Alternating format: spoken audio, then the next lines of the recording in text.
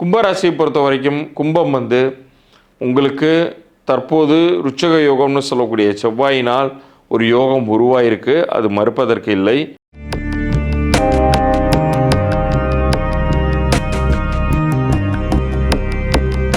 ஆனால் இந்த கும்பம் எந்த இடங்களுக்குரியவர்? 10ஆம் வீட்டிற்கும் 3ஆம் வீட்டிற்கும் அதிபதியான செவ்வாய் கும்பத்திற்கு 12ஆம் வீட்டில் வந்து உச்சம் பெறுகிறார்.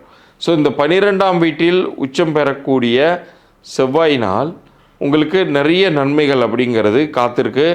அது மட்டுமல்ல, குருவும் சேர்ந்துக்கிறார். ஒரு பக்கம் குரு வந்து 6ஆம் வீட்டில் நின்று உங்களுடைய ராசியின் மீதே தன்னுடைய பார்வையை பதிக்கிறார். அப்போ உங்கள் ராசி கட்டமே வந்து புனிதமடையுது. ஸோ இவ்வளோ நாள் இல்லைன்னாலும் இப்போது நல்லது நடக்கும், இவ்வளோ நாள் கிடைக்கலனாலும் இப்போ கைக்கு கிடைக்கும், அது மாதிரியான ஒரு சூழ்நிலைகள் அப்படிங்கிறது ரொம்ப பாசிட்டிவாக உருவாயிருக்கு அப்படிங்கிறத உறுதியாக சொல்லலாம்.